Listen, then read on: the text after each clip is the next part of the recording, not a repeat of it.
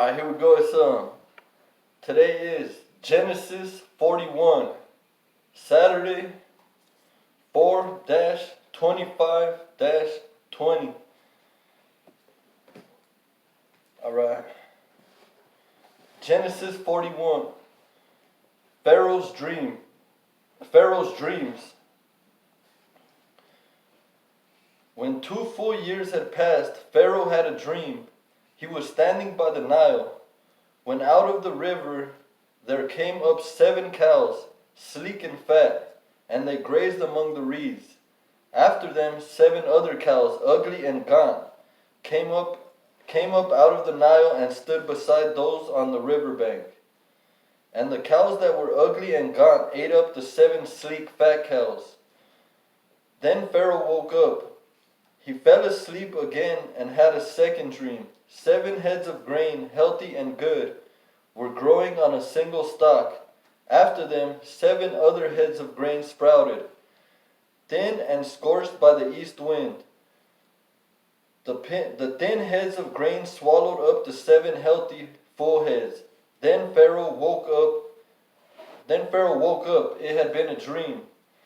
All right, this is important, man, and this is like something you'll see. It's like 7 years of good, 7 years of bad. Like you always gotta prepare when things are going good. You gotta save what you're getting for the bad times to come, because you never know when the bad times are gonna come. So when you're getting blessed, good, save that.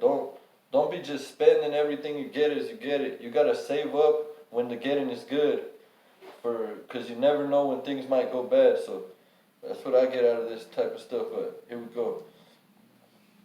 In the morning his mind was troubled, so he sent for all the magicians and wise men of Egypt.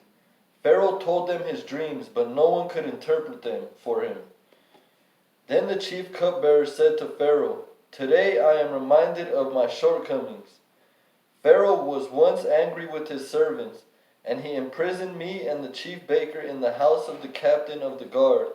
Each of us had a dream the same night, and each dream had a meaning of its own. Now a young Hebrew was there with us, a servant of the captain of the guard.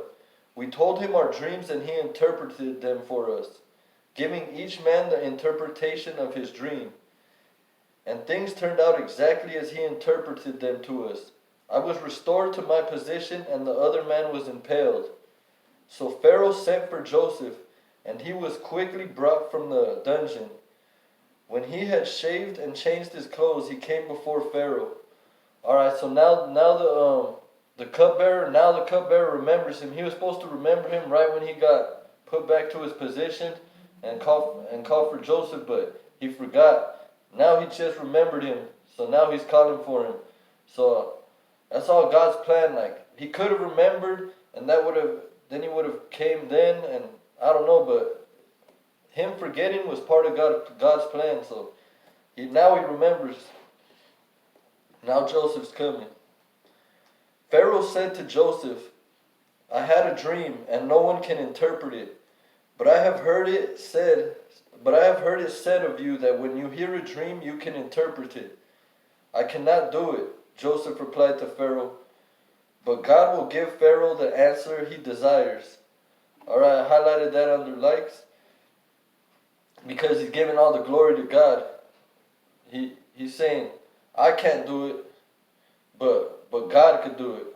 So like he's working. Joseph's realizing that it's not him doing it, it's God working through him that's doing it. So I highlighted, "I cannot do it, but God will give Pharaoh the answers he desires."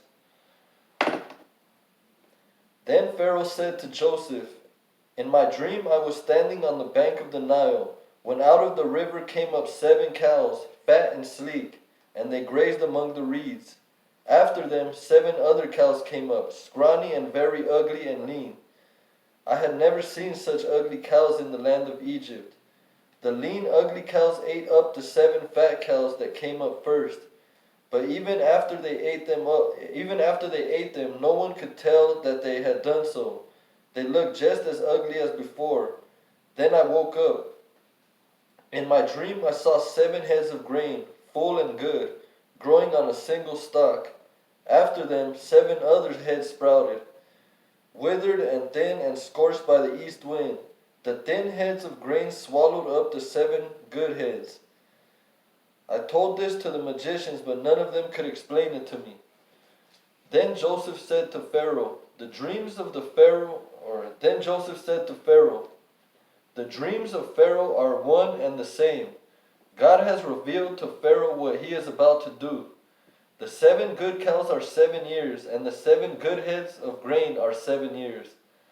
It is one and the same dream.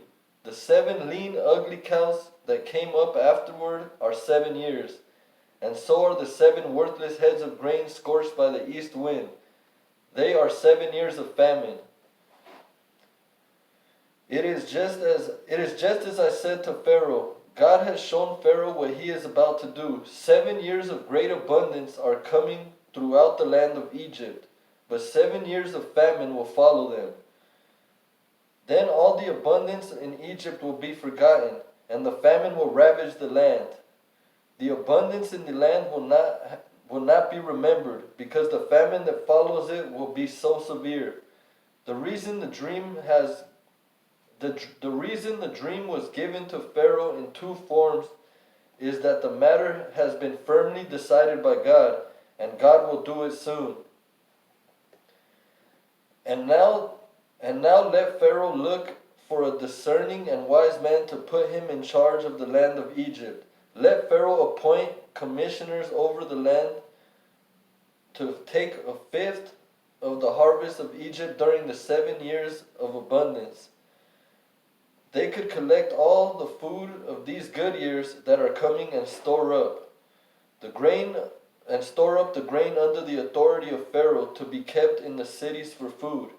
This food should be held in reserve for the country, to be used during the 7 years of famine that will come upon Egypt, so that the country may not be ruined by the famine.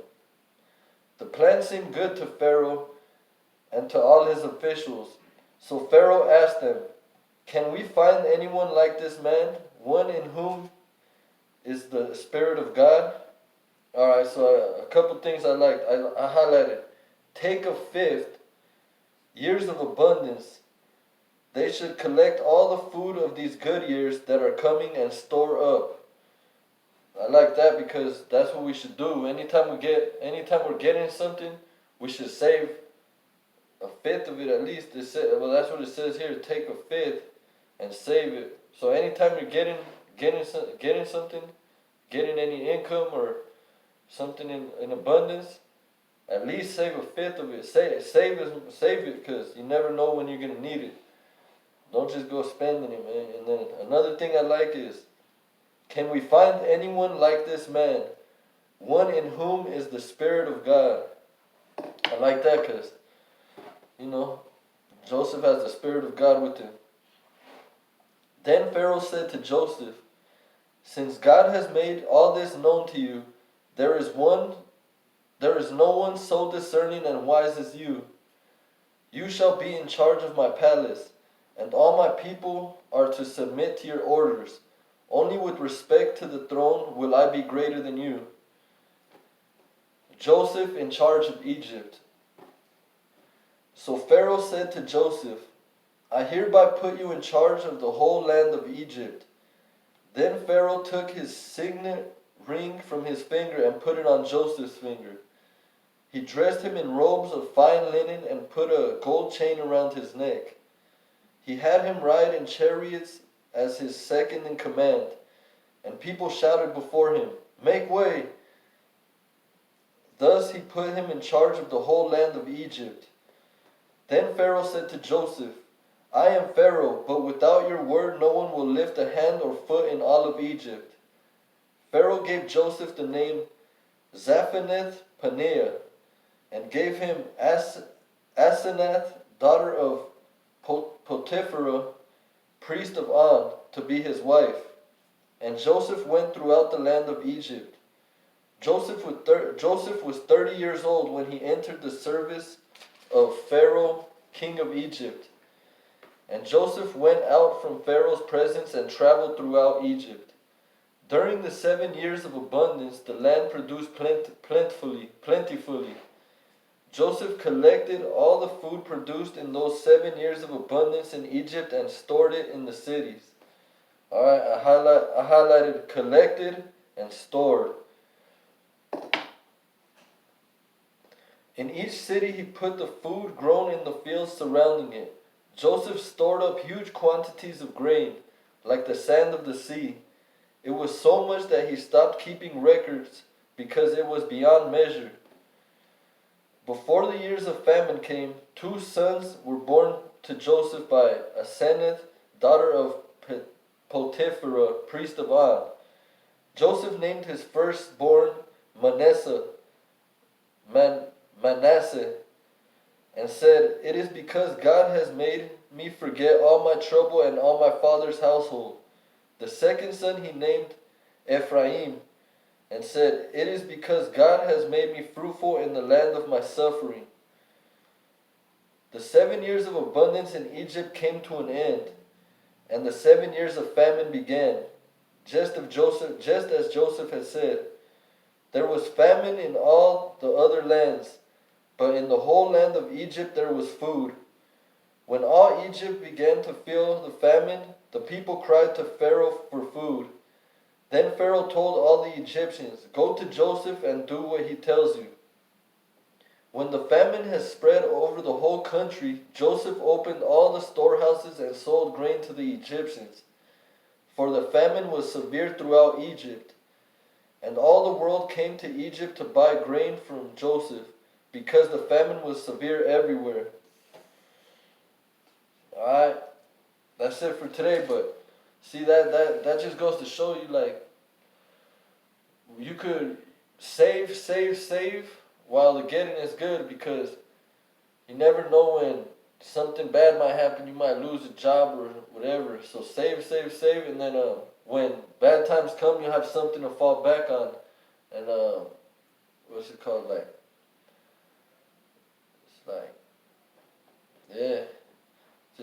It's like a story of, like, it's not always gonna be good, and you gotta be prepared. And another thing is, like, he said he stopped holding records of how much he saved because he was saving so much, but the famine was gonna be so much that it takes all of it away. So even if you feel like, oh man, I got so much saved, I might as well just start spending, or start giving away, or not even giving away. You could help people, but it's like, even if it's a big amount, still keep saving. Don't stop, man, because you never know when hard times will come, and you gotta stay prepared, man. Like right now it's like some type of famine going on, but hopefully everything goes good. Hopefully we got enough to get by, and God bless everyone.